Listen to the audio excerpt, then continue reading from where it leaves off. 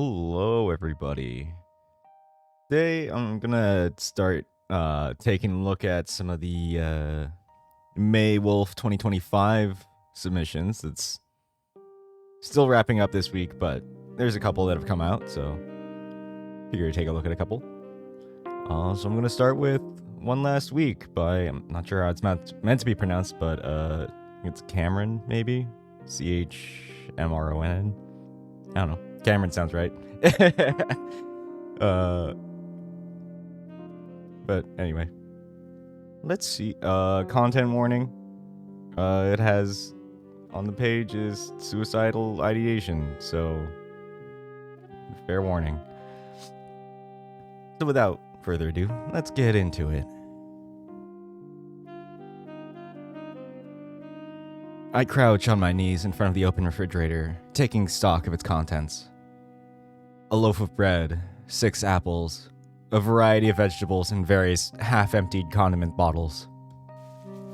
Digging further back, I find a large tub of Greek yogurt, next to some honey and jams. To its side is a plastic box, which, judging by the smell, seems to have been left there for far too long. It seems to be some sort of pasta dish, but it's hard to tell given the mold that seems to be growing within the box. How wonderful. Behind me stands a large, imposing wolf, investigating the freezer compartment. From the various displeased grunts and noises he's making, I imagine things aren't much better there. Anything interesting up there? Lots of ground beef and ice cream. Want some? Otherwise it'll melt soon. No bread? Nope, that's in the fridge. I usually put my bread in the freezer. It keeps it from spoiling for longer. I think I still have some back home, if it hasn't been overtaken yet. Not that I can get there anymore. Well, I must have missed the memo about that. Dang. All of which is to say, we're well and truly fucked. Not that that's particularly surprising, of course. Birch didn't have much food in the fridge to begin with, and I started crashing here with the knowledge that this would be where I die anyway. So, what difference does a day or two make? And we've still got a whole lot of dry stuff and weird protein powders in the drawers anyway. Well, in that case, what flavor of ice cream is there? Mint chocolate chip. Ah. Sorry, not a fan. Can't relate. I'll just keep on hucking down sugar by the spoonful when I need something sweet. I used to take it with my coffee, but we ran out of packets of instant coffee 3 days ago. You're better off keeping it to yourself then. Nah, dude, it's too much fat. I've still got a month or so before my next bulk. Silence hangs in the air, and I wonder if the wolf's aware of how utterly stupid he sounds right now. Dude. What the fuck? I don't think you're going to care much about bulking or whatever when you turn into a plant zombie. I know I sure as hell won't. Hey, you never know. Maybe we'll be saved. Saved? By who? The government's gone, remember? A whole city's been vacated. We're just the freaks who decided to stay anyways. It was a whole big thing before the cell towers came down. Hell, it's a wonder we still got electricity for so long after that. Not that it matters anymore, since it's gone as of today. So for now, we just have to rely on a few battery-powered lamps that Birch had stowed away for some reason. A few moments pass, during which we silently search through the new, rapidly cooling fridge, trying to see what Birch has got and what food's gonna spoil first. Seems like he doesn't want to respond to my previous comment. Well, whatever. Looks like we'll have to get something done with the stuff that's gonna spoil soon, but that's a problem for later today. For now, let's get back to the living room. It's about time for Mr. Ed's daily update to start. Due to the lack of availability of any other form of communication with the outside world, Birch has gotten really into radio. Apparently he had an old battery-powered hand-me-down from his parents. I thought it was silly at first, but it is legitimately useful. Mr. Ed's quite the character, and it was good to stay updated, at least while new things were happening. But by now, it's gotten somewhat depressing. Still, it's become a habit of ours to listen to Mr. Ed's show when it comes on, in between hours of him playing the same 5 old vinyl records on repeat. I let Birch tinker with the radio. He knows how to turn it on better than me. Soon enough, the radio's crackling gives way to some smooth jazz, followed by a jingle that signals the start of the show. Birch sits down cross-legged, excited for it to start. Hello, people of the world! This is Mr. Ed reporting to you once again for Mr. Ed's Daily Update. Of course, it's not as though there's much for me to say. Communication with the outside world's basically non-existent after all. Even more so now that the infection spread to the bottom of the building I'm hiding out in. And I can't even enter the bottom floors anymore. That's a different word for sure. Hell, who knows if anyone's even listening to my show by this point. Now that Saul's gone, I'm just an old coot mumbling to himself.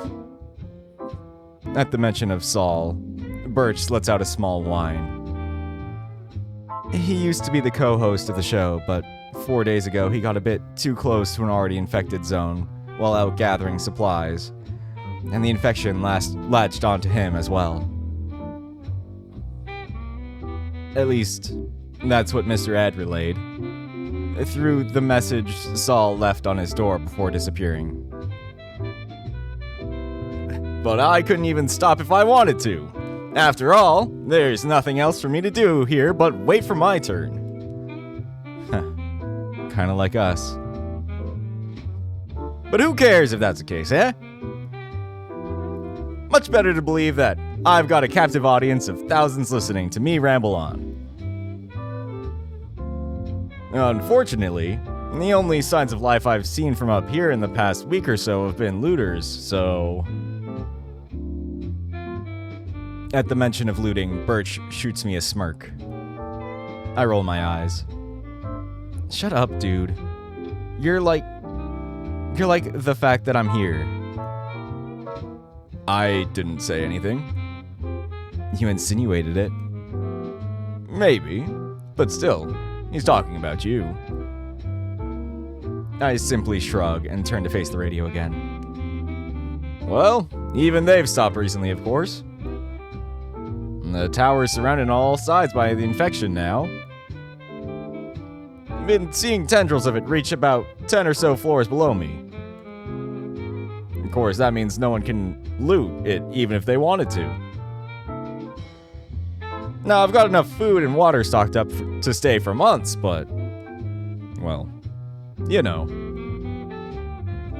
At the rate it's spreading, I bet it'll get here in a few days. But until then, I'll still be here, broadcasting my show every day. Now I've rambled for long enough, and made things quite depressing, so how about I put on a favorite song of mine, eh? See you tomorrow, folks.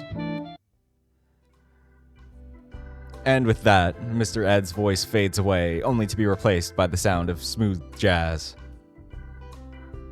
The same jazz he always plays after the show ends for the day, of course.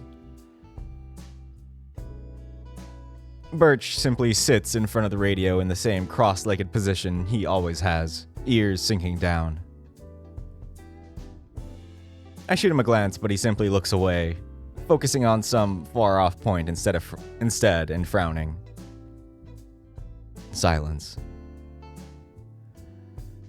I guess it ought to happen eventually. Same goes for us. Right down to the predicament of being stuck on top of a tall building, at the mercy of the infection's slow spread. It seems to have a hard time climbing upwards for whatever reason. It seems like we're in a better situation than him, though, if only slightly. Sure. Still sucks, though. Yeah. Birch is still lost in thought, now focusing his eyes on the purple glow from outside the window. Guess that means we just gotta make the most of the time we have left, eh? And do something about the rapidly spoiling meat in the freezer. Oh! Birch suddenly jumps up, switching context entirely. You're right. We should do that. I'll get on it. Just wait. I'll do wonders in the kitchen. Oh, sure. Need me to help? No need. Just stay there. It'll be a fun surprise. He then quickly gets up and walks to the kitchen. Right before he turns through the door, his tail and ears start sinking once more. Guess he didn't want me to see that. Makes sense. Sometimes you just need time to be alone. Especially in a situation as fucked up as this. I spend my time lying on the sofa, musing to myself about the situation at hand while listening to the jazz from the radio. It's funny. We're fighting to survive for as long as possible, but are spending most of our days doing nothing but waiting for the infection to come. Then again, I suppose we're a bit more wasteful than true hardcore survival types would be. We aren't rationing out water or something. Just passing the time as best as possible before something happens. I close my eyes and slowly doze off. And before I know it, I wake up to a tap on the shoulder from Birch, accompanied by the aroma of cooked meat. Morning. Morning. Or is it evening? I think it's evening. Evening? That too. Nice. What did you make? Spaghetti bolognese. Bolognese? That's Italian. Yes. Sorry, I'm still waking up. Bolognese is the one with tomato sauce and ground meat, yeah? Yep. Sounds good. And smells good. And tastes good. No one's better at making a meal out of scraps than me. Now I'll see the plates. I'll set the plates. You finish waking up in the meantime, alright? Yep. On it. I go to the bathroom to wash my face, before spending a frankly unnecessary amount of time drying my fur with a towel.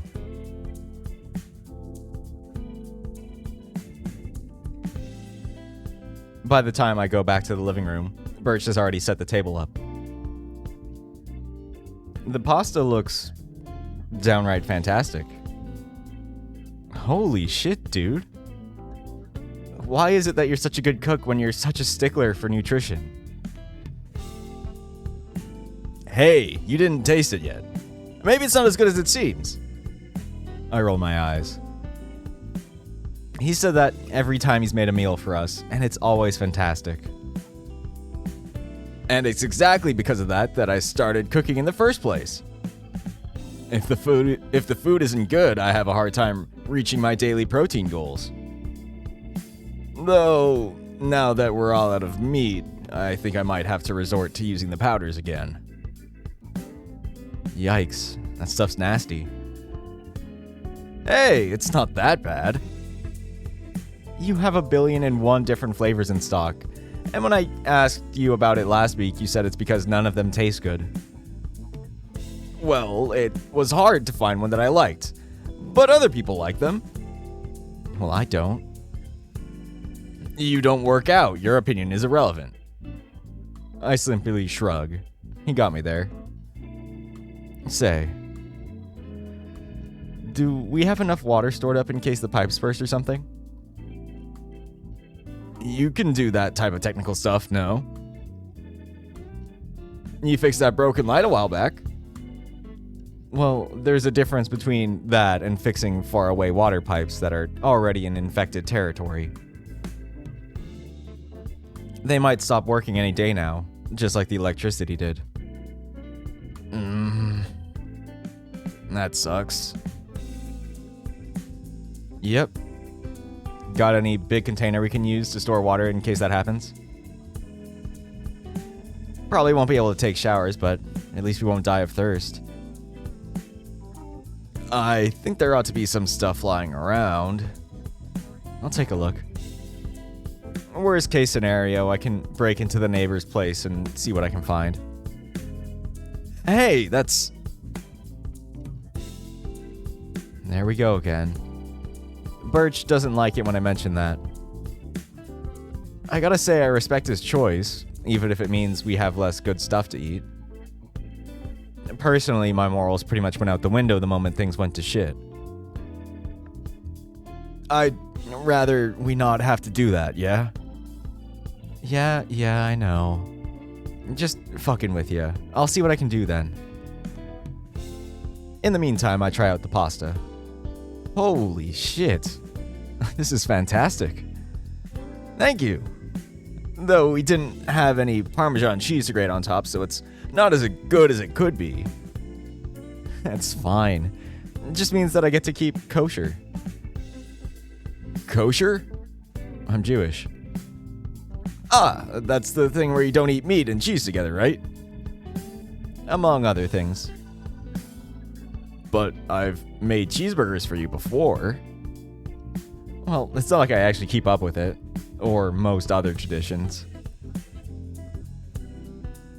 Wouldn't that make you not Jewish then?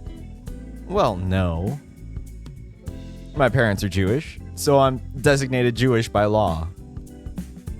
Law. Jew law. Very serious stuff. Besides, I never celebrated any Christian holidays, so... I'm a Jew. Just a secular one. Huh. So you never got any Christmas presents? Well, they always felt bad about it, so I still got stuff on Christmas Day when I was younger, just so I could talk with friends about it and whatnot. I just stopped asking for them after a while, since it was just a waste of money. We were struggling to make ends meet as is. Oh, wow. How responsible. I simply shrug. It is what it is. Or was what it was at the time. Not like any of this matters much now that things have gone to shit. True. But hey, no need to focus on that while we've got some fantastic food to eat. And it's kosher. Birch says that with an intense enthusiasm that I'm not entirely sure how to respond to. As such, I decide to shift the topic to which protein powder flavors he hates the least. It's an amusing enough conversation to last us for the rest of the meal. The situation we're in is clearly not normal. Odds are, just about anyone else could do a better job surviving than us. But I'm not really concerned about how long I last. Being with Birch is fun enough for me.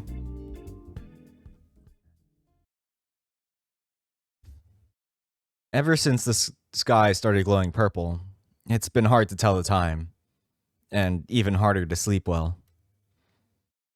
Day and night are still a thing, but it's more of a difference between the sun glowing purple and the stars doing so.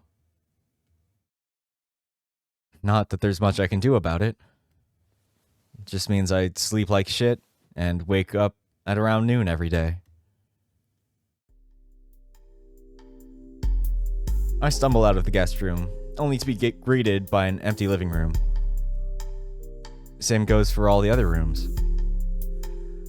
Guess that means Birch is working out. I grab some crackers and other random snacks from the kitchen, eating them in lieu of anything else. It's bland. I like to break into the neighbor's house to see if they've got any cereal, but unfortunately I have to abide by the rules of society while staying at Birch's. When I'm done, I head out to the building's hallway.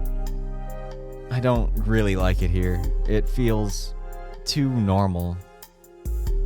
Without any window or far-off glow to remind me of its existence, it's like the infection's non-existent. I half expect someone to exit one of the other doors at any given time, even if I know no one's there to do so.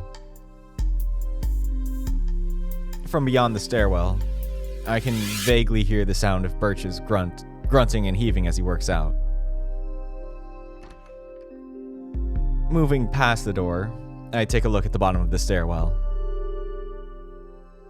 I can see the infection starting to form in the lower floors of the building.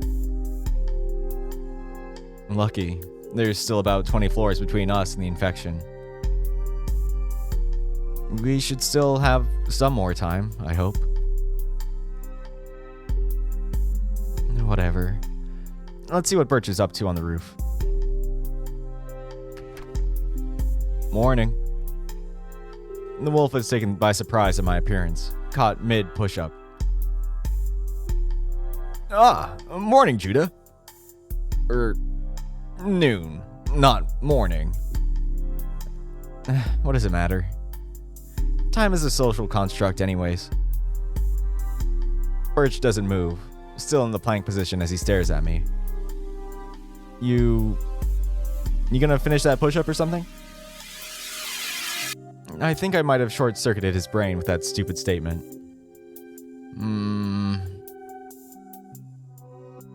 This is a pretty good core workout, so I don't mind staying for longer. Well, you do you then.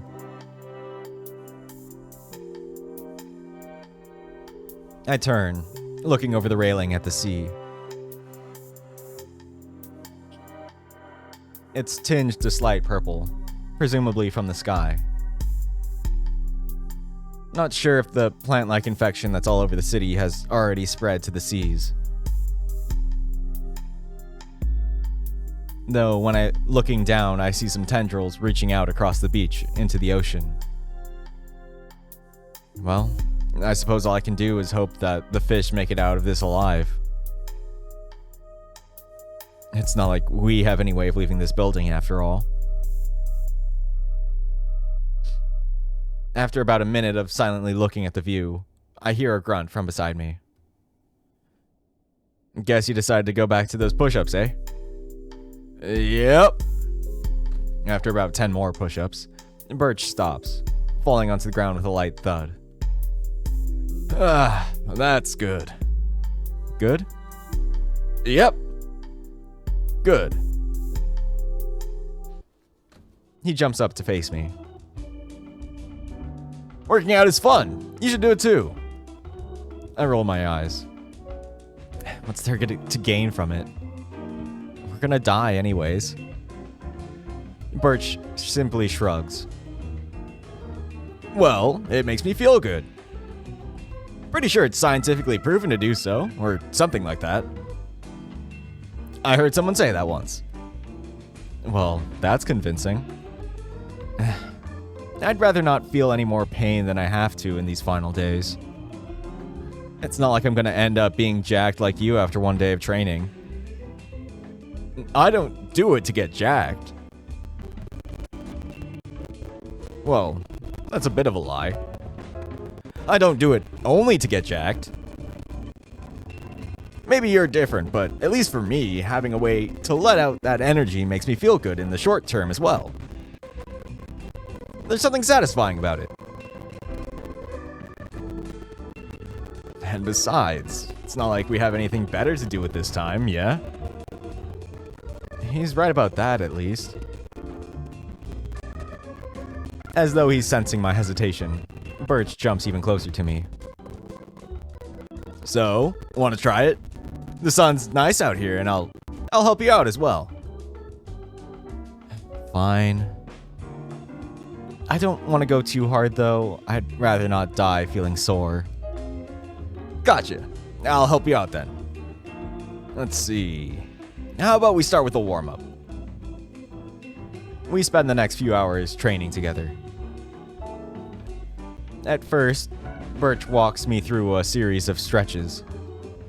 He's pretty impressed by my flexibility. It seems like I won the genetic lottery as far as that's concerned. I don't mention it, but there's something satisfying about being able to do some of the more difficult stretches when he can't. Even during the rest of the workout, I find myself reaching down, legs straight, trying to touch the floor with my palms and inching ever so closer to it.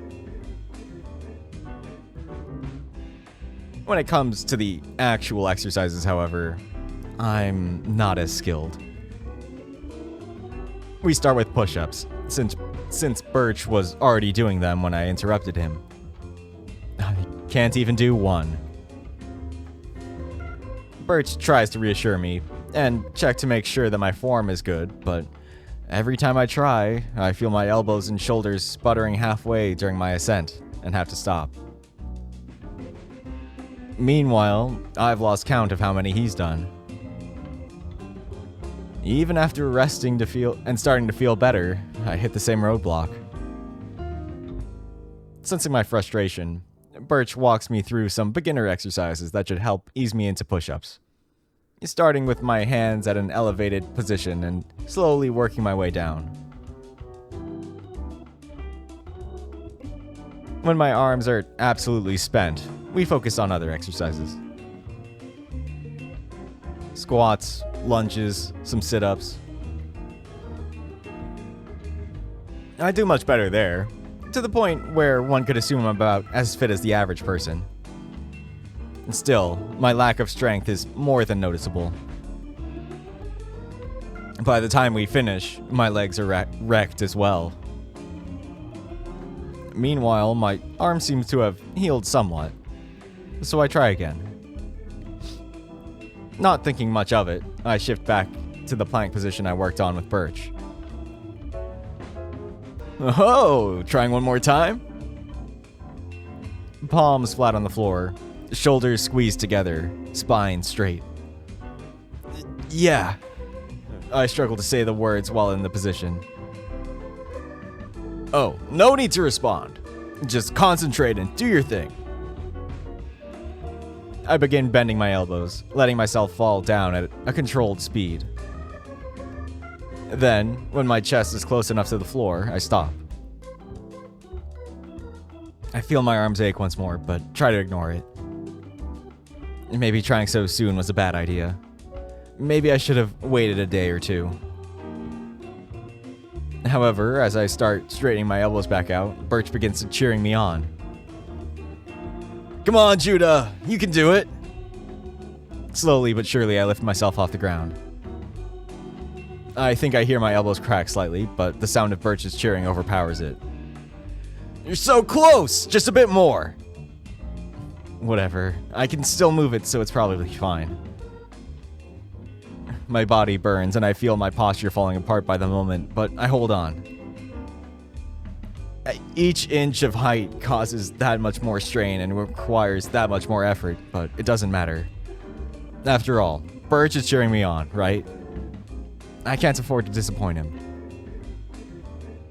That thought carries me the final few inches up, and in what feels like a sudden burst of power, I complete the push-up. Hell yeah! Good job, Judah!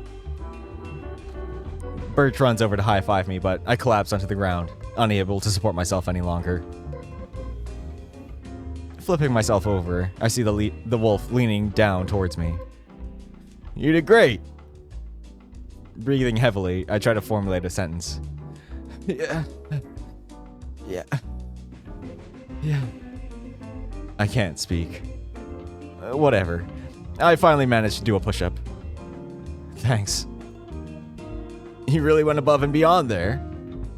Wasn't that fun? A bit.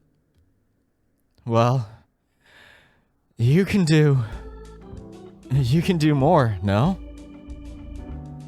Well, of course I can. But that's because I put in the work. And now you're starting to do so as well. Not that it's worth much in the grand scheme of things. I can already feel the soreness creeping in. I'm pretty sure I'm gonna regret this later. But still, I can't help but feel as though it was worthwhile. I really didn't want to die without being able to do even a single push-up. You know, you can go on and continue with the training. I'm sure you've got more to do, no? What, me? Nah, it's fine. I've gotten enough out of this workout, and that's what matters. It's not like I'll get to grow my muscles much more beyond this, eh? Guess so. You seem pretty exhausted, though. I should probably get you some more water. Just wait a minute, and I'll be right back. I stay in place, hearing the wolf's footsteps fade away as the sun's light shines down on me. It's nice. There's a bright light in the sky, which I'm pretty sure is the sun. Or at least, something resembling the sun. Hard to tell since the light's pink, and I'm pretty sure the sun isn't supposed to do that. Letting out another breath, I'm hit by another wave of exhaustion. I might have overestimated my capabilities. Guess I knew that'd happen. Well, whatever. The next few moments are a blur. A few minutes of waiting, a few minutes of Birch helping me up and letting me drink. About half an hour in the living room, lazing around and recovering while Birch fixes up some food and occasionally hands me another glass of water to drink. And then I amble on over to the sofa and collapse.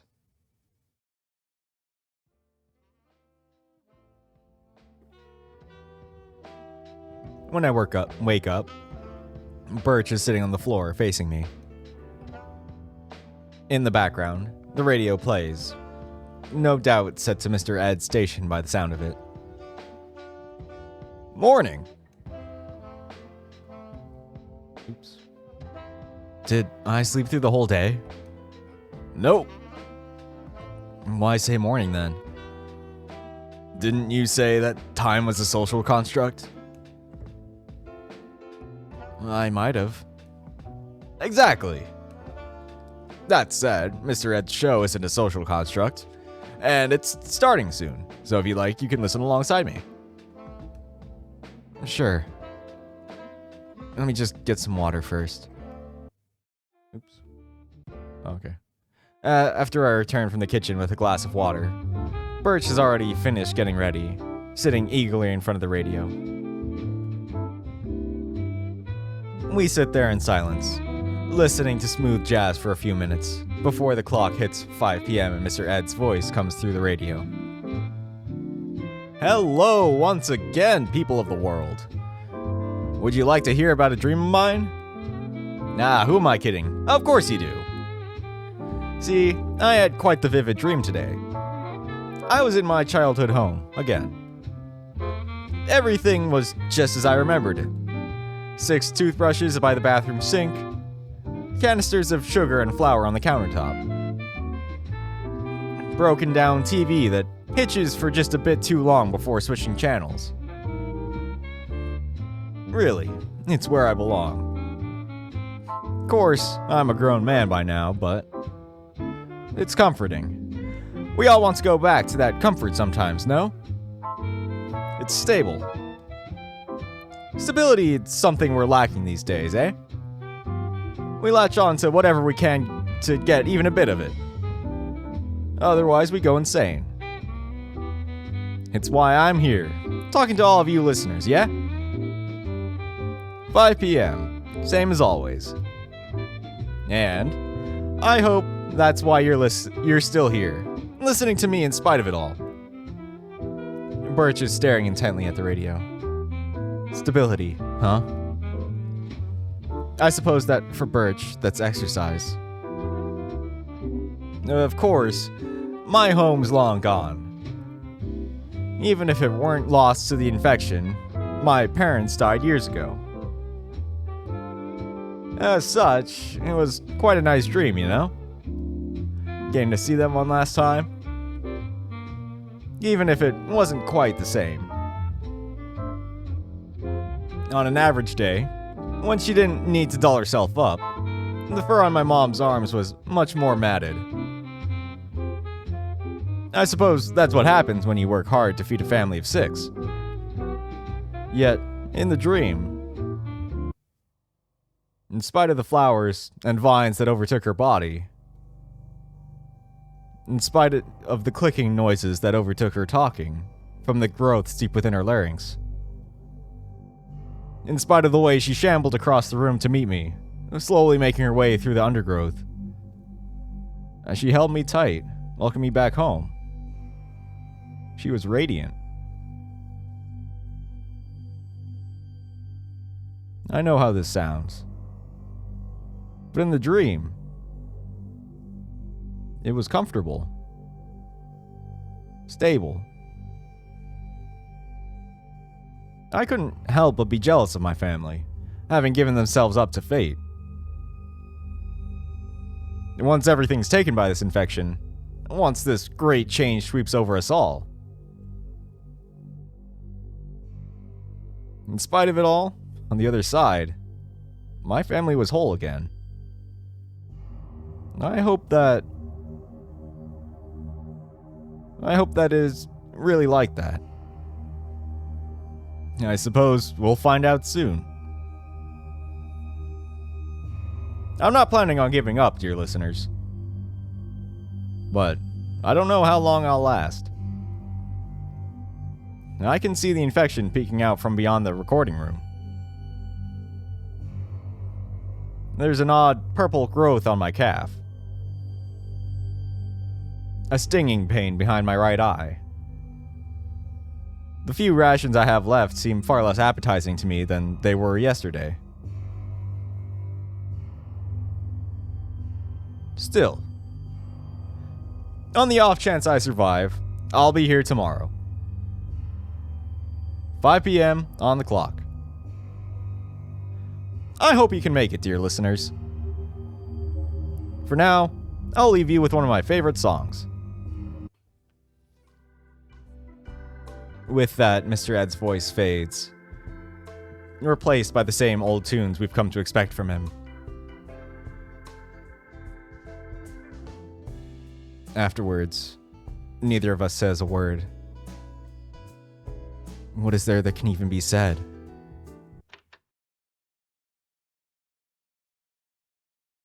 If I had a hard time sleeping until now, yesterday's show has made it that much harder.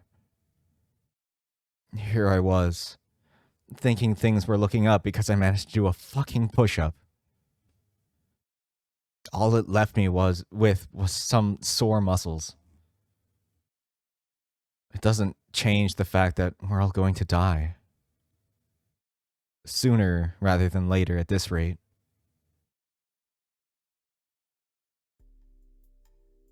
Birch doesn't seem bothered by it, however. Still works out on the roof at noon, same as usual. Still smiles wide whenever he sees me, as though nothing's going on.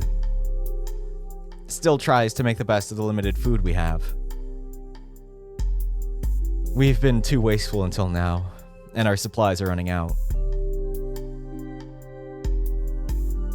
We resort to eating some pasta with nothing but seasoning and ketchup to flavor it for lunch, and that's it. When I mention it, Birch simply shrugs. His insistence on acting like nothing's wrong is irritating. At the very least, we could try scavenging for something better to eat. If he doesn't change his mind soon, I might have to go behind his back and do so on my own. I've done worse before. But I don't want to ruin what we have here. Before Mr. Ed's show came on, yesterday was so nice. The day is frustratingly uneventful. Birch and I keep to our own. I spend most of the day sleeping. Not like there's anything better to do. Then, at roughly 4:45 p.m., I wake up to the sound of a radio playing.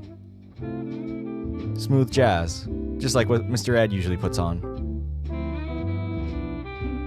I walk out to the living room and, sure enough, Birch is there, sitting in front of the radio, listening. Huh. So he survived. Seems like it. It's hard to broach the topic, really. How was your day? We didn't get to see each other much, eh? You know. I'm still tired from yesterday's workout, so I slept a lot. Well, you really put in some good work there. Maybe if you feel good enough over the next few days, we might even be able to put in another workout together, eh? What's the point?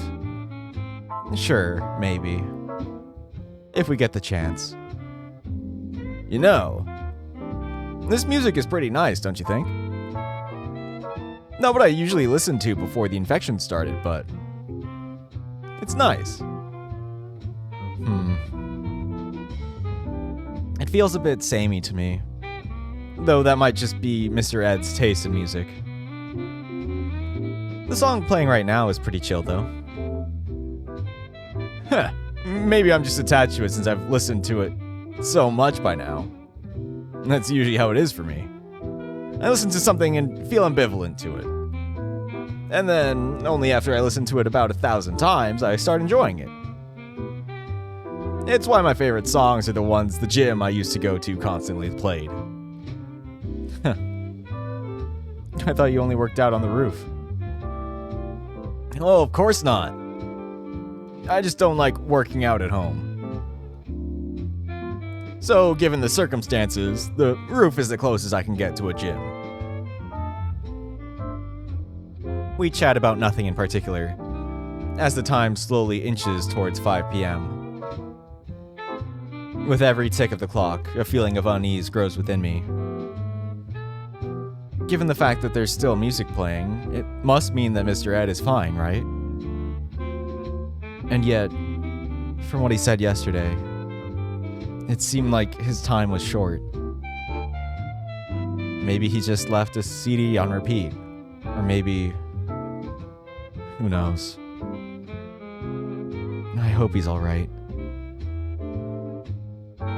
Another minute passes and the hour comes. The song slows down, finishing exactly when it's supposed to. And then... silence. A long, drawn-out silence that lingers in the room. We listen intently for a sign of life, the only noise made being that of Birch's heavy breathing. Minutes later, it arrives. A light, scratching noise, followed by a shuffle and a loud thud, as though something fell off of a desk. Then a low, drowning groan.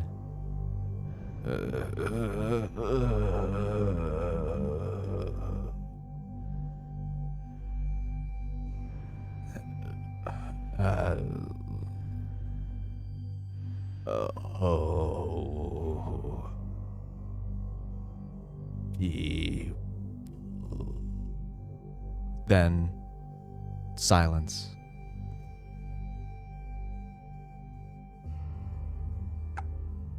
Click. Click. Click. Click, click, click, click, click, click, click, click, click, click, click, click, click. A loud slamming noise can be heard, interrupting the incoherent clicking noise that overpowering it before it dies down. Love. Mr. Ed's voice is strained, struggling to let out even a simple word without devolving into a hoarse whisper.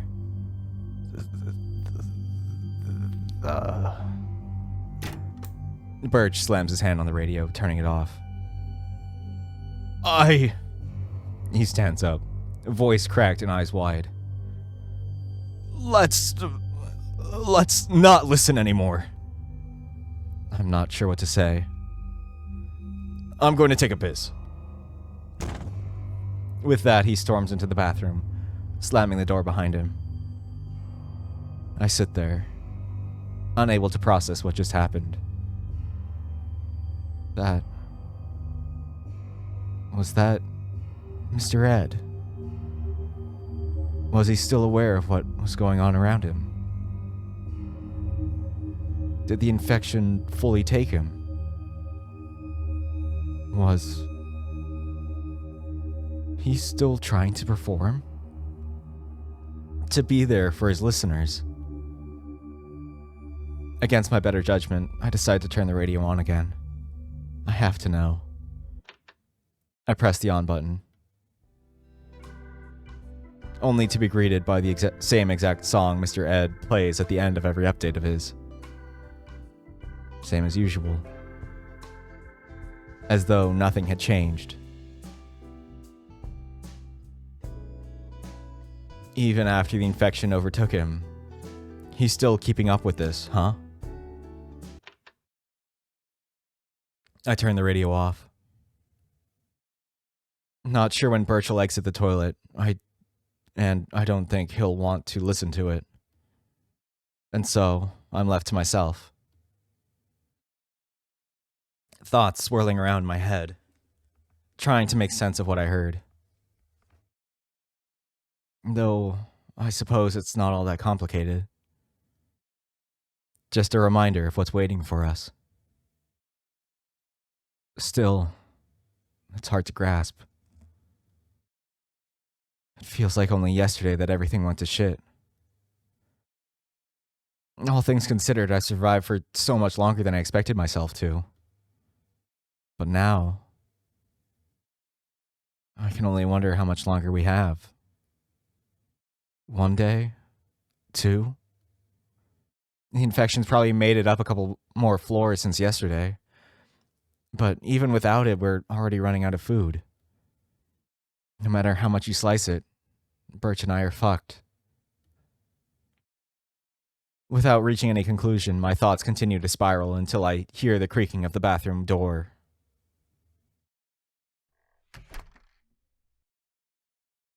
Birch staggers out, a haggard look on his face.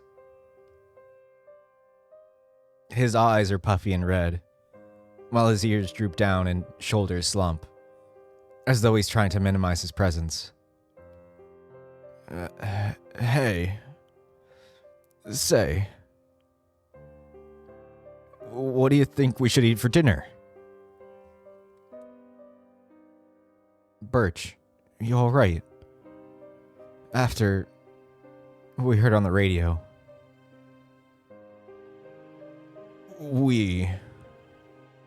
We're about to run out of pasta, but I think I can scrounge up enough food to make something palatable. For dessert, it kind of sucks, but there's still all the protein powders left. Birch, you know that I'm here for you, right? You don't have to hold back. Look, I don't want to talk about it. Sorry. I didn't mean to shout.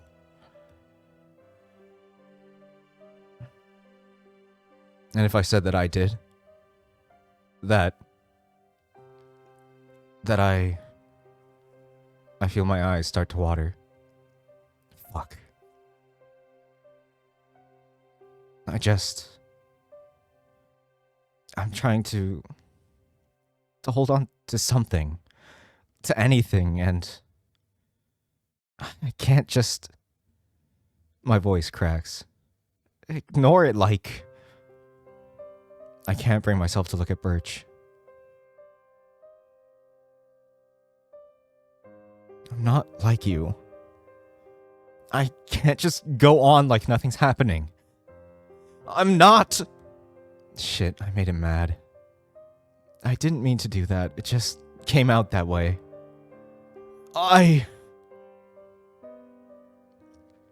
Silence. Fuck! And what am I supposed to do? It's all just too much. So much. All of it's just...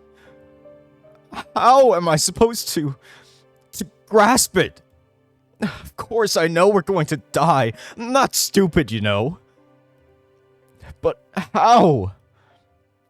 How could I even go on like that? If I think about it, I just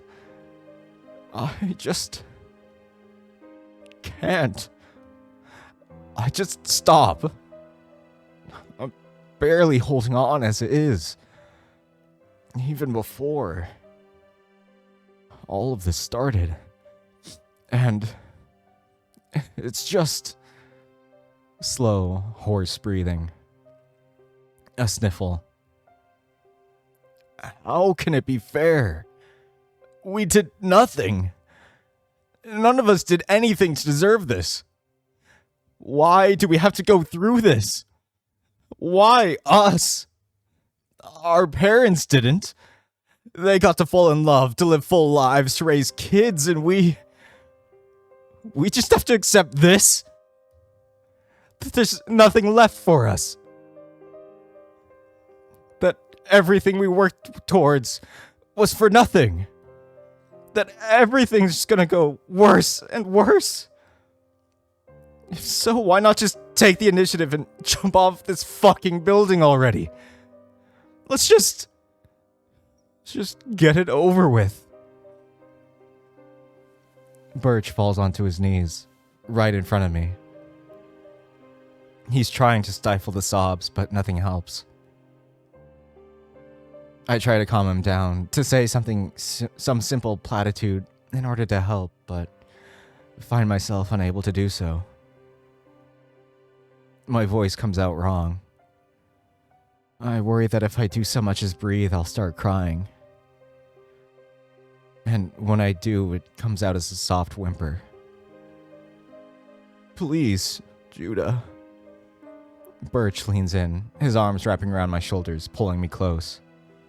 What do I do?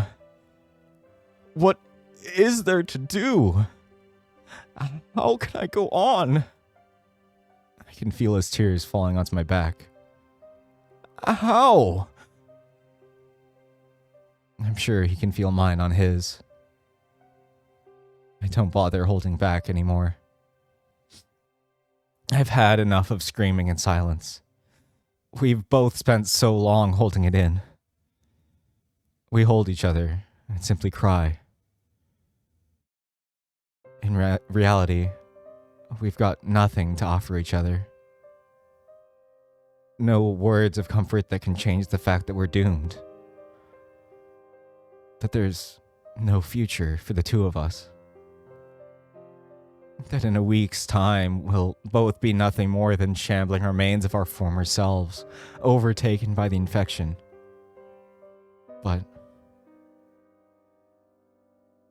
right now, in spite of the tears, in spite of the sorrow so overpowering that we can't even grasp it, there's something comforting about grasping tightly onto Birch. Tear-stained though his fur may be. Terrifying as our future may seem. Hopeless as it all is. I hope he's getting the same out of me. We lose track of time. Not that it matters much. Minutes turn into hours spent releasing our sorrows. Not that there's anything else to do. by the time evening comes, we find ourselves lying down on the living room carpet, one by the other. Say. His voice is still hoarse. What now? Well, if I know. We wait, I guess. But I think if we're already going to die, we could at least make sure we have fun while we're still here, no? I guess. I know. I know you don't like the idea of it, but I'm pretty sure I can pick our neighbors' locks. Their homes are empty and they might have some cool stuff on hand. And wherever they are, they're probably infected anyways, so we're just making sure that what they have doesn't go to waste, no? Do they have food? It's probably all spoiled by now. But maybe they've got a stash of canned stuff somewhere. My parents always used to keep a massive stash of shelf-stable stuff on the side, separate from the rest of our food. Birch lets out a slight, monotone chuckle. What? Were they doomsday preppers or something? Not really. Just... Well, I never dug too much into it, but I'm pretty sure it came from my grandparents. They did a similar thing, but I guess that was just... You know... Jews didn't exactly have a good time during the 1940s. I guess they knew, well, how quickly things could go to shit for them and wanted us to be prepared. Ah. Sorry. I can't help but chuckle at that. What is there to be sorry for? We survived. I think back to Mr. Ed. Maybe in some way, even if he's gone, he survived too. He had enough sapience to switch back to his favorite song at the end of the show. That ought to count for something, no? Should I make us something to eat? It's probably going to be bad, but we'll save the good meals for tomorrow, once you do your thing. Don't feel obligated to. I'm not too hungry. Well, I am. Besides, you should still get some proper nutrition in. Wouldn't want you to spend your last days feeling like shit.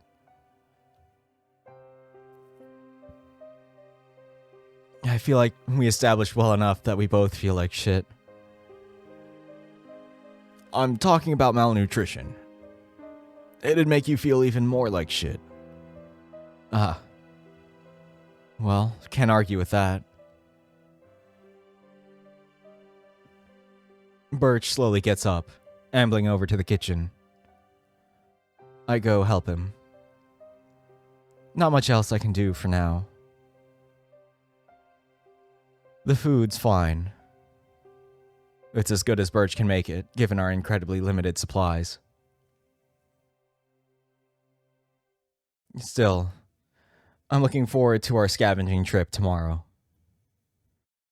Hopefully we'll get something good out of it. Then, the day is over.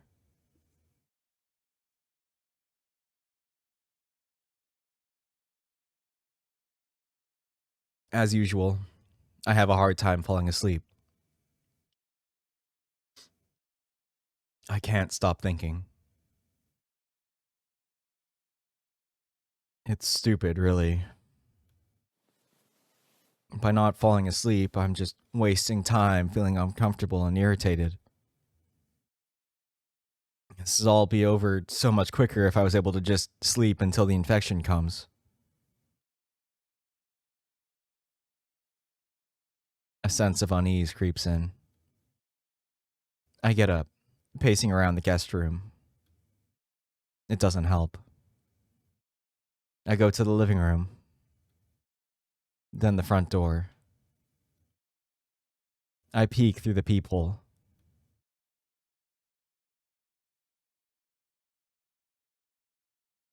Nothing.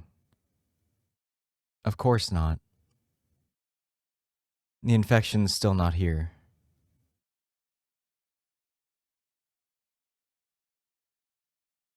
I hope I manage to fall asleep soon.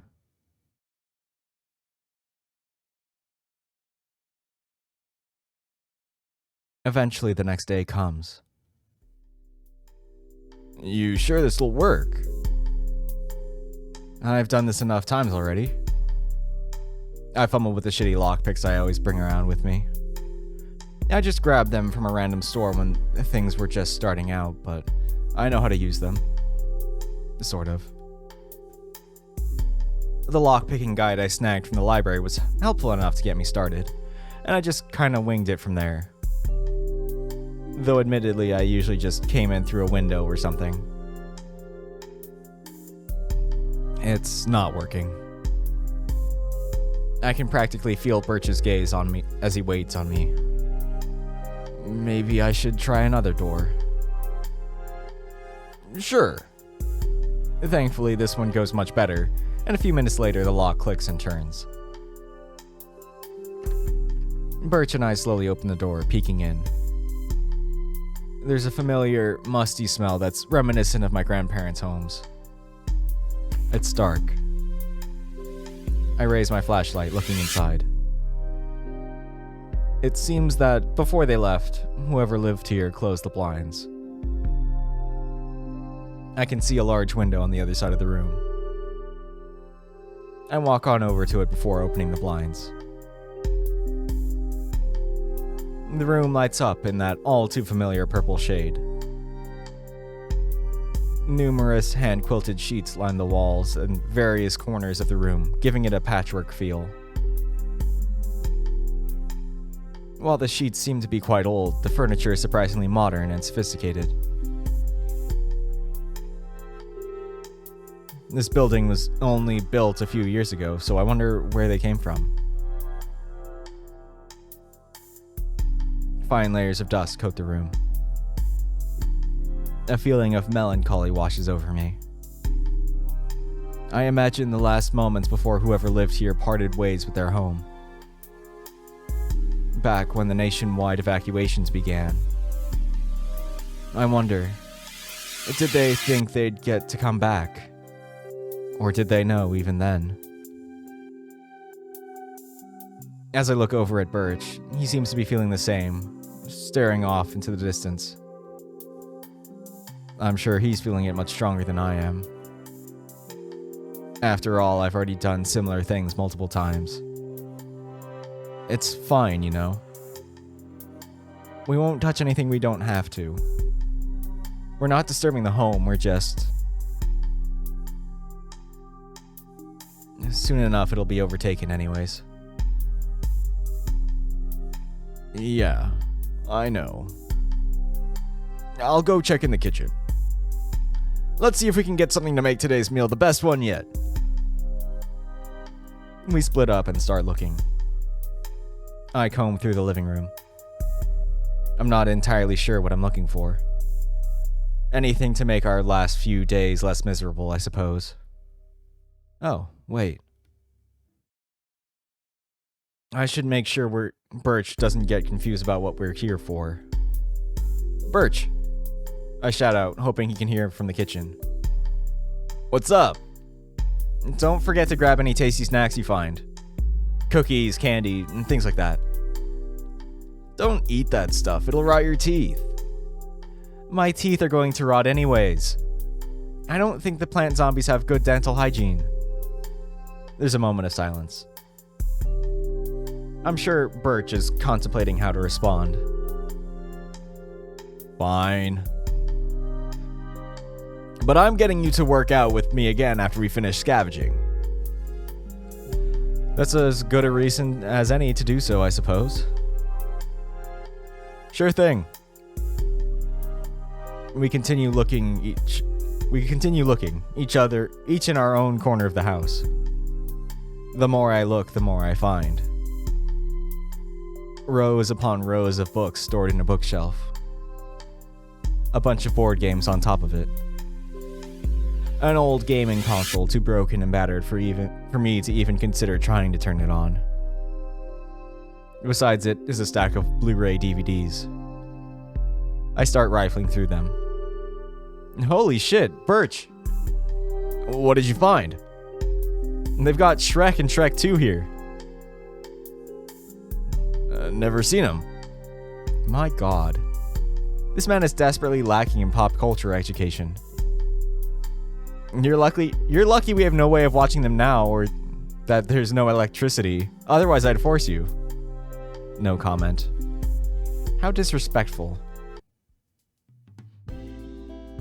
After about half an hour of more searching and rifling through the house, we convene to present our findings to each other.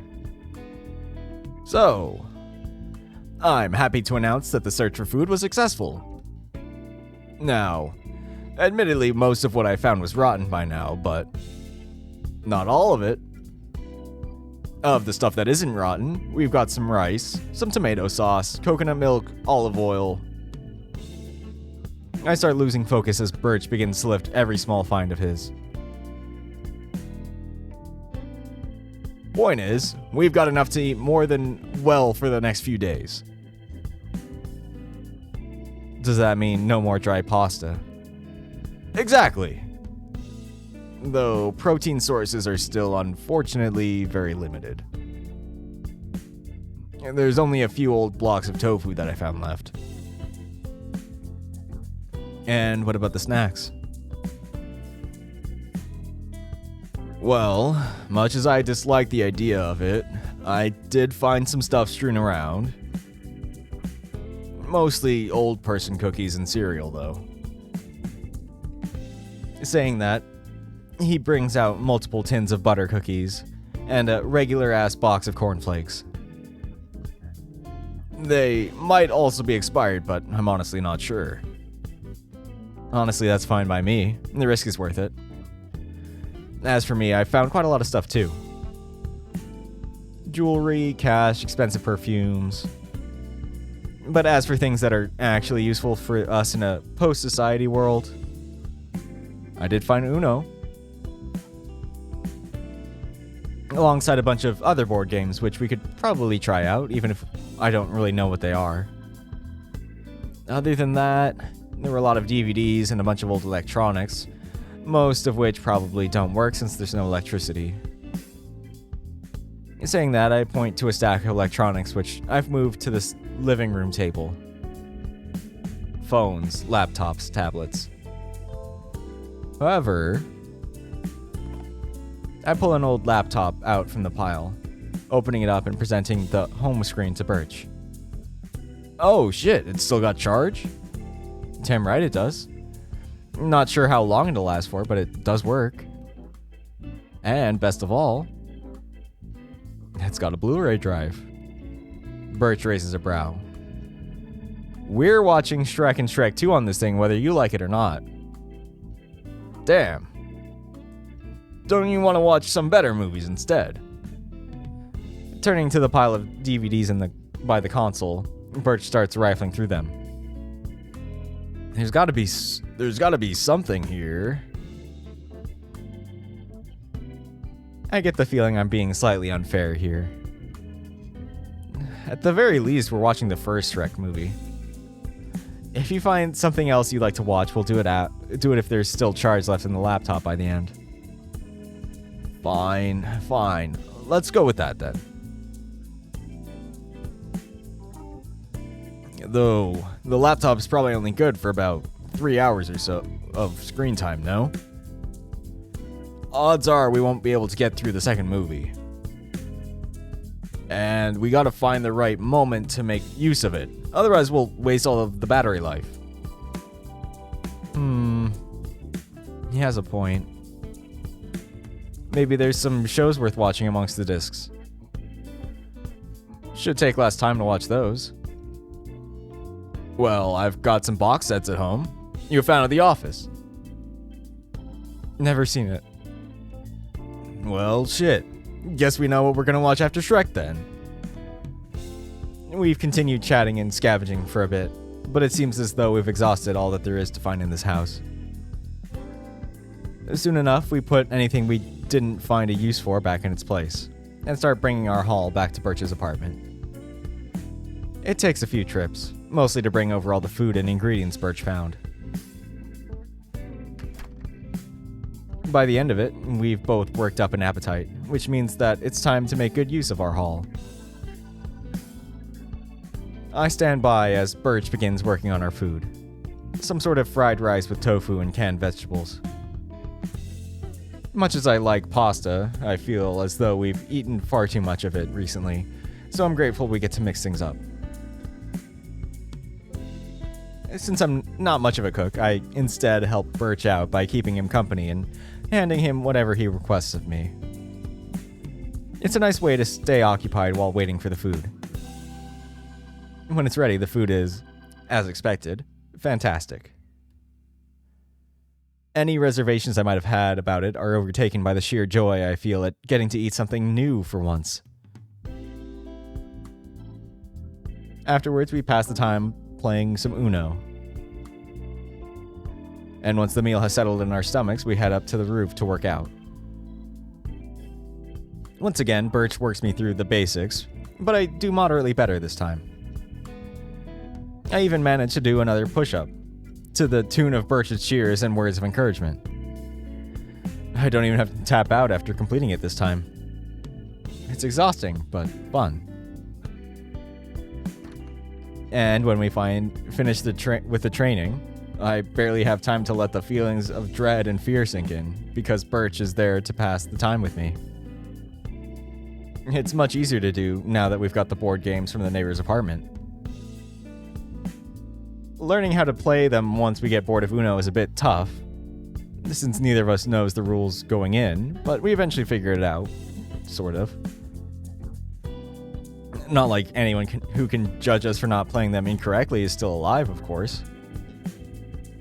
Eventually, we see the colors from behind the living room window start to shift as the day draws to a close. Oh, Judah. I know what we can do. Let's head up to the roof. The sunset's bound to be a nice view. Well, can you even call it a sunset with how the sky's changed? You barely see the sun anymore. It's all hidden under that purple haze. Who cares? It looks nice, and that's what matters. Saying that, he gets up and drags me out into the hallway. We open the door to the stairwell and head up towards the rooftop. Birch excitedly opens the door, his wide back blocking the frame from my view. And when we step out into the rooftop, I stop and stare in awe. Pretty, isn't it? Damn. I guess I never really stopped to take a look at the sunset from up here. By the time evening rolled around, I usually got too depressed about the situation around us to stop and do so. It's got its charm. Very purple. Well, what isn't these days? Us. For now. Crazy how the infection's taken its toll on the city, huh? Everything's just barren. Well, everyone's left. Yeah, well, it is what it is. We're the dumbasses who decided to stay when the evacuation orders came. Yeah. Say, why was it that you stayed? I could ask the same of you. Well, you're more normal than me. Normal? You know, well-adjusted.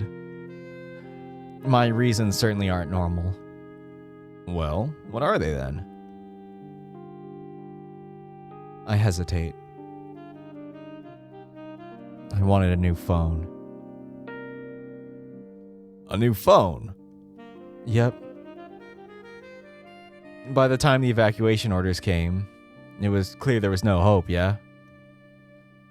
Weird-ass plant infection starts popping up in random locations, seemingly stops at nothing as it spreads, and hiding in a bunker or going to the wilderness or whatever is going to save us. But I told myself, whatever, I'll go along with it. So there I was, waiting for the evacuation buses to take me away. I don't have a car, of course, so I was reliant on them. It was a big mess, you know. Lots of people shouting, talking, doing whatever. Even just staying there was unbearable. So, of course, I decided to check social media to pass the time. I wanted to see what's going on around the world before it all went to shit, you know?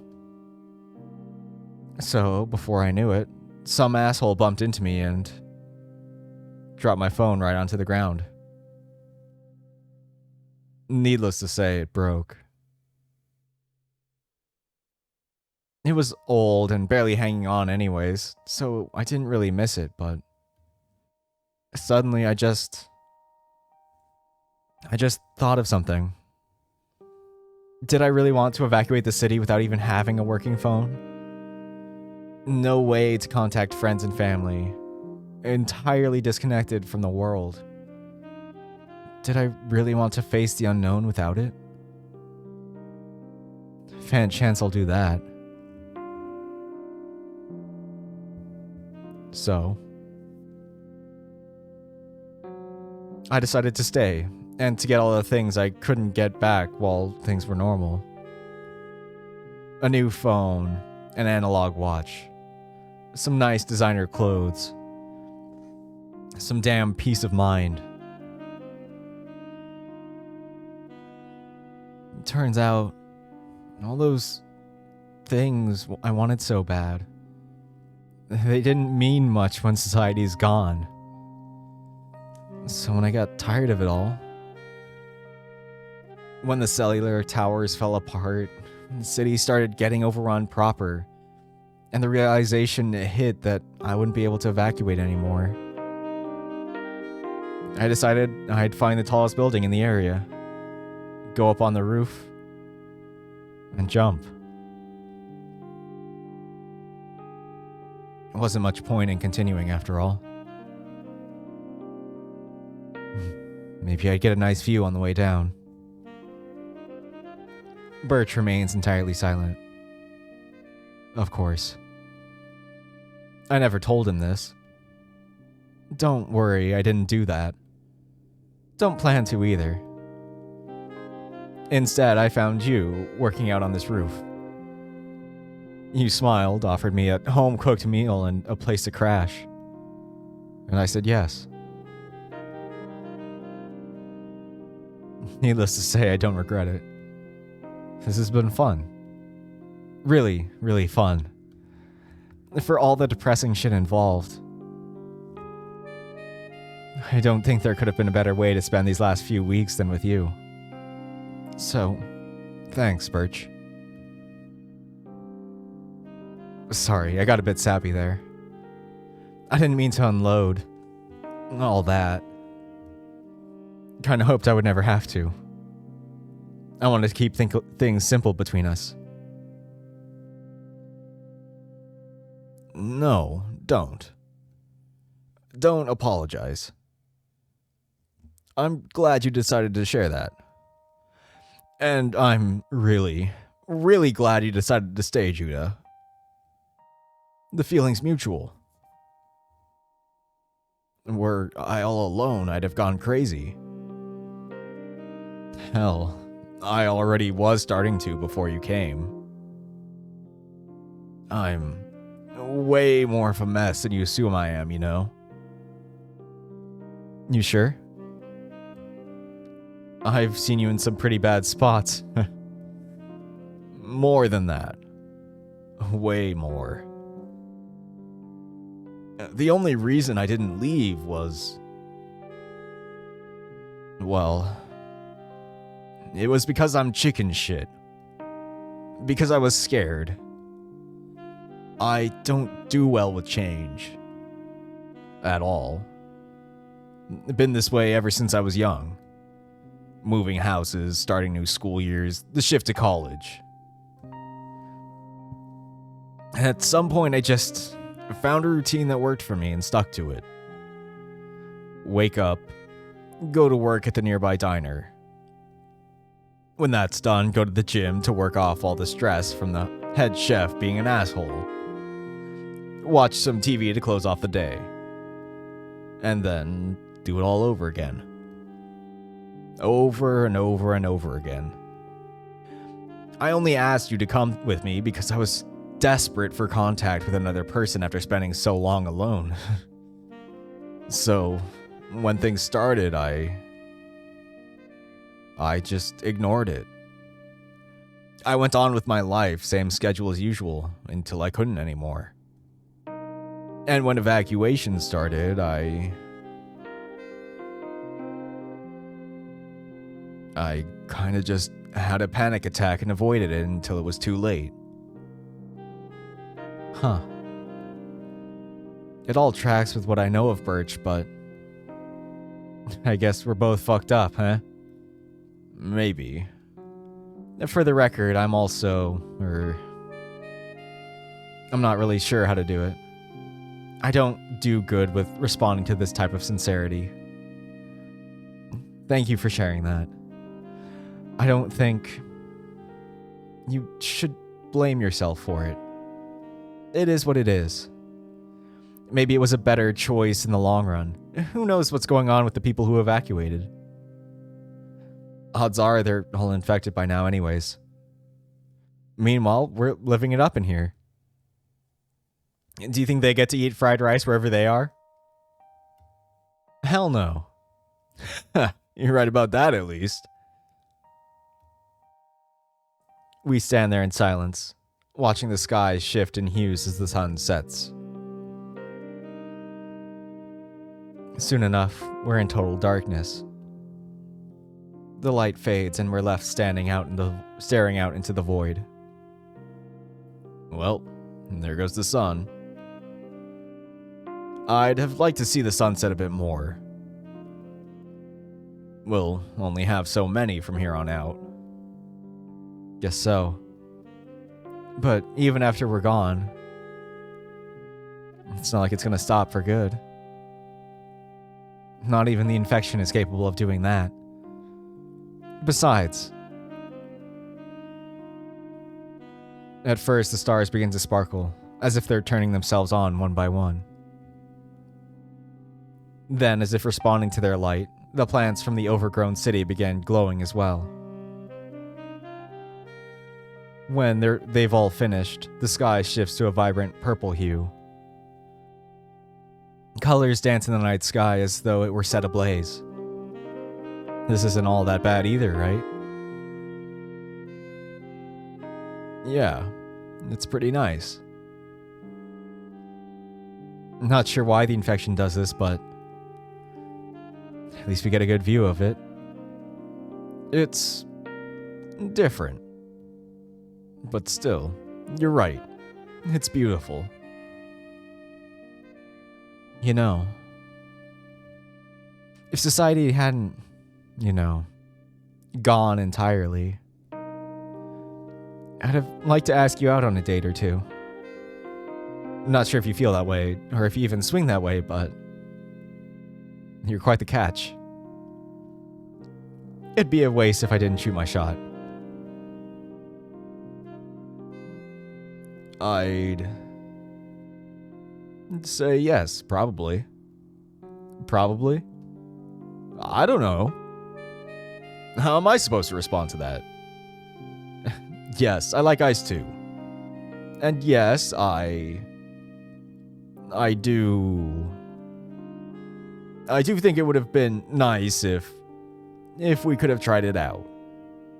In a more normal world. Without all of this. Yeah. Well, better we admitted to it now than never, eh? I suppose so. Still, it's a shame it had to be like this. Yeah. There isn't much more to say. There isn't much more that needs to be said. Say, mind if I kiss you? Huh? You just, I don't know, you're cute, so I kind of feel like it. Wow, he's not great at flirting, huh? Cute. Sure. I turned to look at Birch, the blush evident on his face. He leans down towards me, bringing his head to mine. Man, he's tall as hell. I lean in. Our lips touch. It's ordinary, all things considered. No dramatic confessions, no sparks flying. In a few days' time, it'll all be gone, so what does it matter? Whether he does or doesn't like me, whether we do or don't kiss, none of it matters. So we should feel free to do as we like, no? Time passes. I'm not sure how much longer we spend on the roof, but eventually we get tired. As we return home, I take a look down the stairwell. The infection is close. It's 10 floors or so below us. Maybe less. 8? I'm not sure. I don't want to check. What matters is we make the most of the time we have left. I wake up in Birch's bed. Against all odds, I slept well. Too well, perhaps. When I step out into the living room, Birch jokingly mentions how I took up a bit too much space on the bed. I'm not sure what to make of it, so I play it off with a joke. After that, we pick up where we left off. We make it a point to go through all the board games we scavenged from the neighbor's place. Some are boring as hell. Some are gripping enough that we stay there playing for far longer than we intended.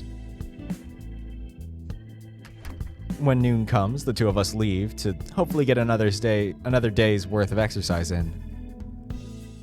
Instead, Birch stops me at the entrance to the stairwell.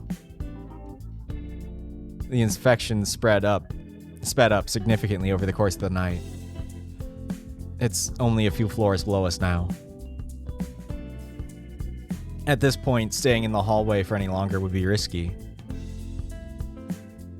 Birch decides that it's probably better to just rest for today, and we go back to the apartment. Wordlessly, we both understand that we won't get to see yesterday's view ever again. Birch decides to make us something good. A meal worthy of a cheat day, he says with delight. A fried tofu steak with a side of rice and a homemade barbecue dipping sauce. Birch laments the lack of proper vegetables, but I assure him that we'll eat something better tonight. We don't talk about what'll happen tomorrow. And then it's back to board games. In the middle of things, Birch excuses himself to go to the restroom again. When I walk past it, I think I hear him crying inside. When he returns, I hint at it, but don't push too hard. If he doesn't want to talk about it, we don't have to. And then it's back to board games. I try not to think of it, but with every round that passes, I grow more and more aware of how quickly time's progressing. Soon enough, I'm calculating how many rounds we have left before the day's over. I don't know if Birch is feeling the same way, but eventually we decide that we've made the most of them. By now, it's roughly around 5 p.m. I can't help but think of Mr. Ed. Say, can I bring up a depressing topic? Sure. Probably doesn't do me all that good to avoid it. Do you think Mr. Ed's still there? Birch stops to consider it. Want to turn on the radio and check? You sure? Honestly, I'm not sure I feel comfortable doing it. Yeah. I've been thinking, if he's still there. Still turning on the radio at the same time every day. Even after whatever happened to him. That's gotta count for something, right? I think it would be relieving. I can't help but get a mental image of an infected Birch continuing his workouts as normal. It's amusing, if a bit depressing at the same time. I can't help but wonder how shredded he'd get.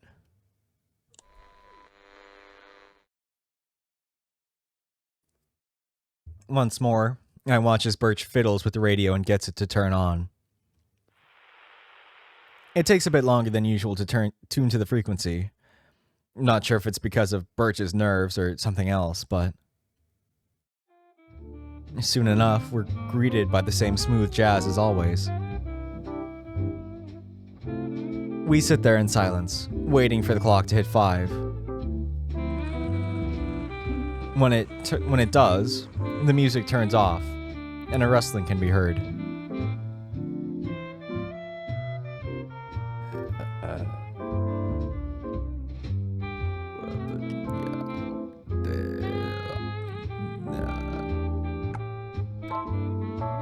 Mr. Ed's words devolve into something that's impossible for either of us to comprehend. Soon enough, he makes one final grunt, and the voice stops. Afterwards, the same song as always turns on. It's nice.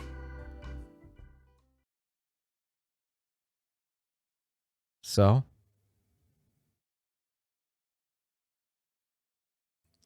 Last night, I had the dream. The dream? Mr. Ed's dream. The one he talked about on the day before. Before he was gone. I was in my childhood home. It was overtaken by the infection. And I was the only one left behind. As it was happening, I wanted to join them. Still do, somewhat. So I probably don't have much longer. Maybe it's just a dream. Maybe. I haven't seen any evidence of the infection on me yet, but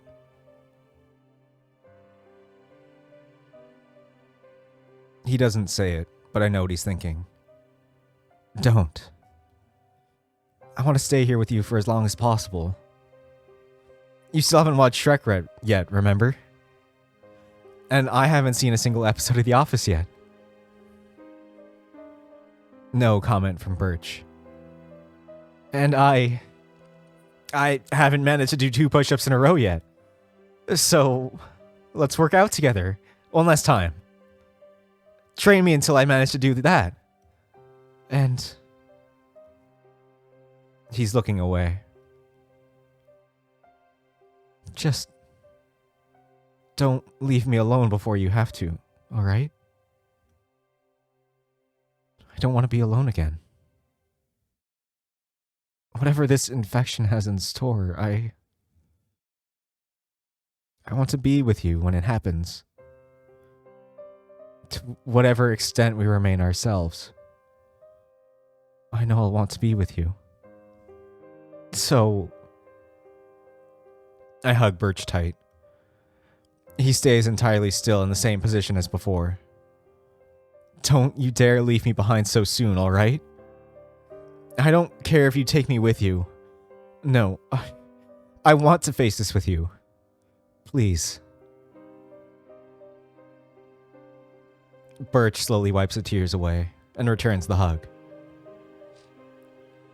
Thanks, Judah. I don't know if he's being genuine. I don't know if he'll even listen to me.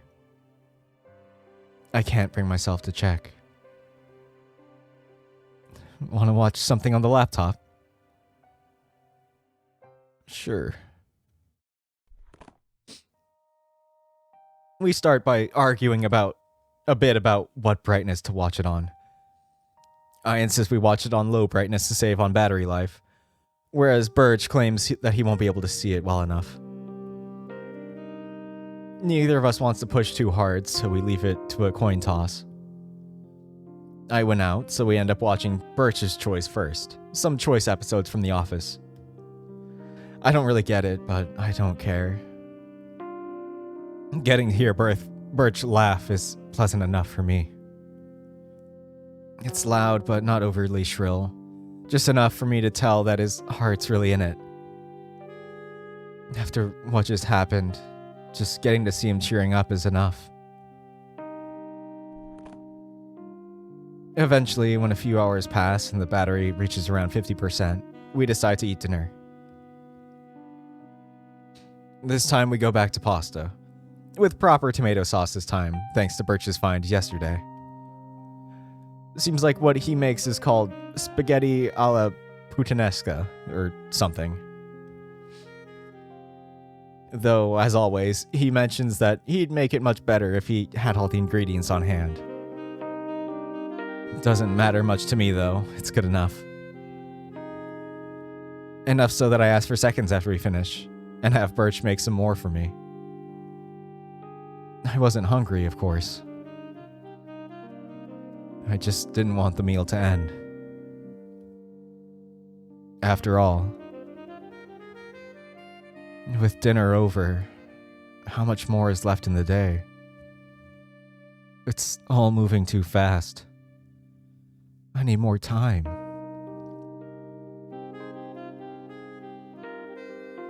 Finally, with a stomach full of far too much pasta, we sit in front of the laptop once more to watch Shrek.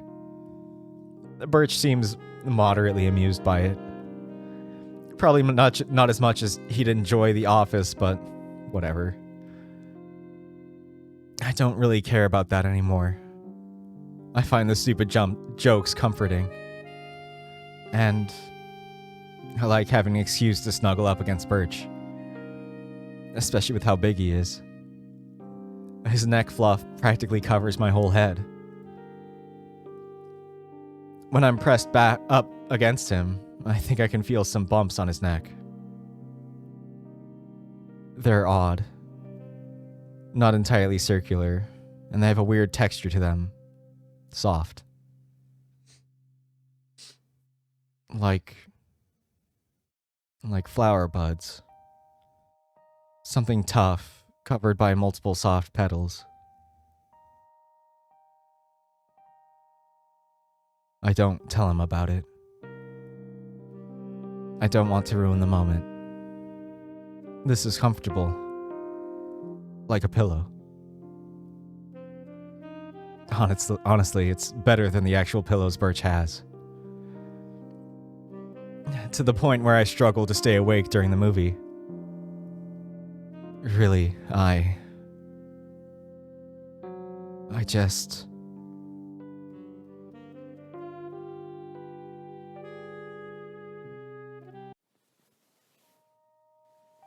When I wake up, I'm alone.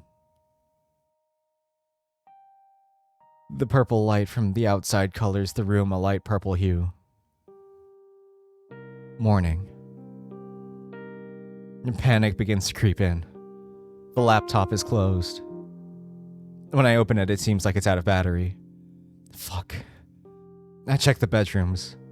Then the bathrooms. No sign of Birch. The kitchen is empty as well. However, there's something on the counter. A small note. I unfurl it and start reading. Hey, Judah. Sorry for suddenly leaving like that. I know you wanted to go with me, but I can't bear the thought of that. My own weakness won't let me. Even just considering the idea. Who knows? Maybe if you wait long enough, you'll magically be saved. Maybe someone will find a cure or whatever. I don't know. Really, I just didn't want you to see me like this. Selfish, I know. Sorry. That said, I know you're hopeless without someone to cook for you, so here's some advice.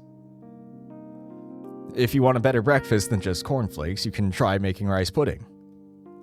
Just drop some rice, some coconut milk, sugar, and salt into a saucepan and stir until it has a creamy consistency. Afterwards, you can even add some cinnamon for extra flavor. I know how much you like sweets, so I couldn't leave you behind without telling you about this. I'm really sorry for not making some earlier. I kind of forgot it was an option until I started writing this letter. As for lunch and dinner, I thought about writing down more recipes, but I think you followed along with enough of my recipes to have already learned enough to be able to do it on your own. Well, that aside, once again, sorry for leaving you like this, Judah. Odds are I'm already lost in the city by now, shambling aimlessly around town. Who knows? Given enough time, maybe you'll even find me somewhere. If that happens, I hope you'll forgive me. Dumbass. Did he really think this was enough? A fucking recipe. For rice pudding of all things. I would laugh if it wasn't so painful. Well, there isn't much for me to do but try making it. It's trickier than I thought. Seems like Birch vastly overestimated my capabilities. Of course he did. For how simple the recipe is, I still managed to fuck it up. I spill a bunch of coconut milk on the stove. I pour too much sugar in. I accidentally touch the heated saucepan and burn myself. I'm hopeless when I'm alone. So much more than I ever dared to show him. But eventually I managed to make something that seems about right. There's a burnt layer at the bottom that tastes bitter. There's chunks of rice stuck together, and I accidentally spilled too much cinnamon on it, but it's sweet.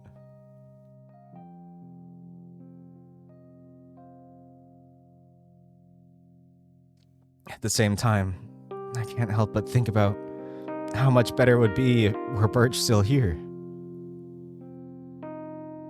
After finishing the food, I clean up the mess I made. This isn't my home, after all. I shouldn't ruin it like this. Then it's back to waiting. I stir restlessly as time passes. I tried reading some of the books we got from the neighbor's place, but none of them are all that interesting. Besides, I'm a slow reader. What's the point when I probably won't even last another day? Maybe I should check on the current state of the infection. I head on over to the front door. I lean closer to the peephole, squinting. And freeze in my tracks when I see what's there. When my mind registers what I just saw, I jump back in shock. Haggard, barely standing upright. Legs tattered and overgrown with vines and flowers of all kinds, stretched taut. That was Birch. I can hear a heavy breathing from beyond the doorway. He's waiting for me. Didn't he say he was going to run away? So, is it like with Mr. Ed? Does Birch still have something he wants to do here, even after losing himself? Could it be?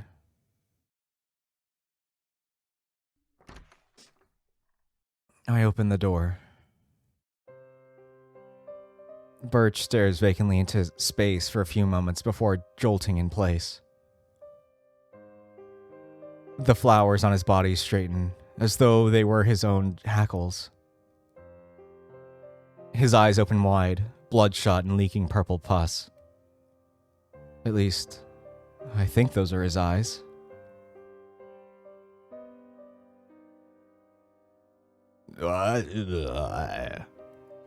He reels back in shock, almost falling before the vines connecting him to the ceiling stretch taut.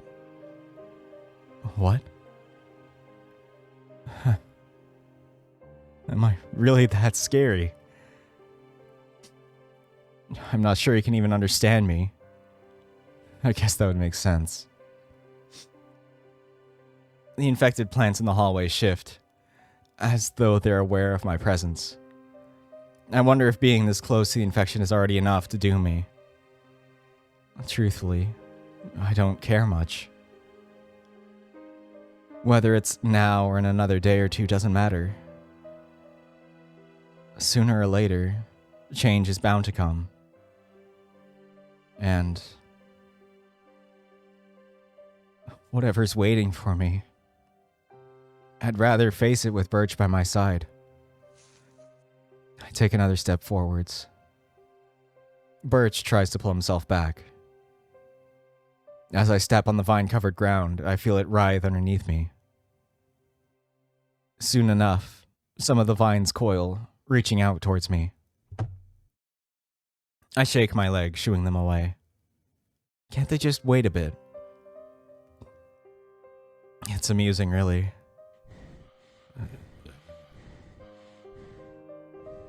For how big he is, it's as though he's hiding from me. Does he not want me to see him like this? If so, why did you come here? I guess these types of feelings don't always make sense. Maybe he wants to find me just as much as he wants to avoid me. Maybe I'm reading too much into it. But I know what I want. I'm tired of waiting around. Maybe it's selfish, but I lean down, hugging Birch's form.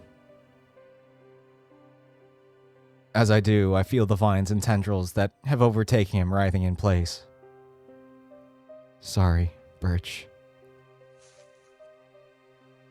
Meanwhile, I hear a shuffling behind me as the vines on the ground shift around, as though preparing to strike. I feel a jolt of pain as something stabs itself in my back. Soon enough, this is replaced by a warm, tingling sensation. It shifts within me, moving across my body and down towards my arm. I can practically feel it bulging underneath the skin of my arm. I hear a cracking noise as it suddenly bends back. Like I said, I'm sorry. And thanks for choosing to stay. Another jolt of pain. The tingling stops, replaced by a complete loss of sensation in my arm.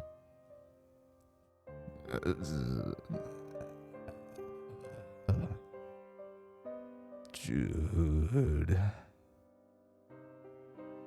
By now, I feel pins and needles in my legs, which have been entirely covered by the vines. Then another jolt of something. I regain control of my arm, but it's different. It's as though my body has been broken and built back up in the span of a few seconds.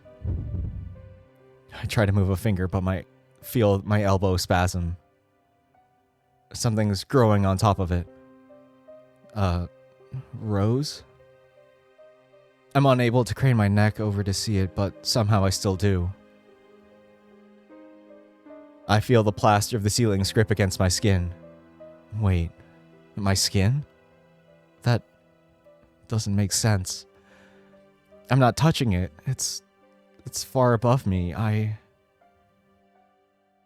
Looking up, I see a flower sprouting right above me. In place of a bud, there's a solitary eye, looking down at me. It seems familiar. Suddenly, a wave of nausea washes over me, and I double over, leaning on Birch for support. I lose control of my body. My head is splitting.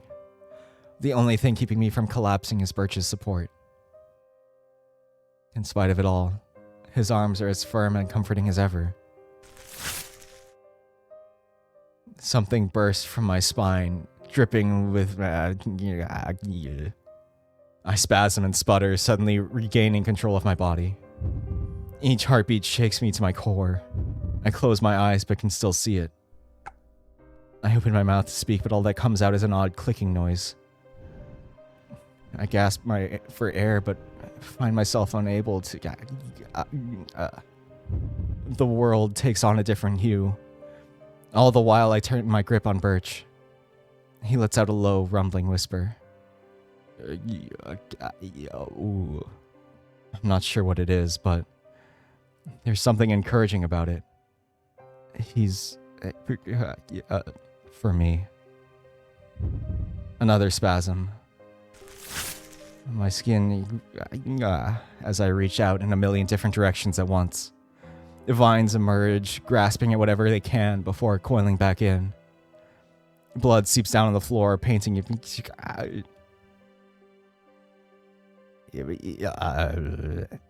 The flowers were so beautiful. But it's fine. I don't... so long as Birch is here. Even as my... sloughs off. When gone. At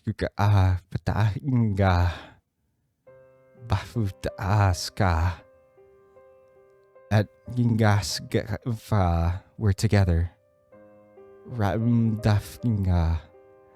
Baska Pondiskaga Radif Gasu Asuba Arila Askagan Fa Aberskagan Falala. Wow, that was something. Ugh.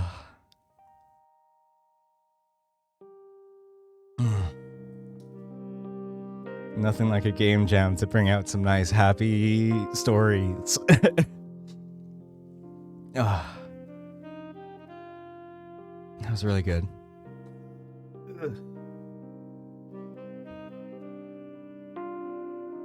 Oops. What is he about? So yeah.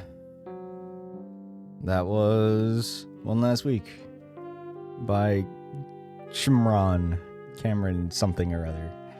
I'll have the link in the description and the link for the game jam also.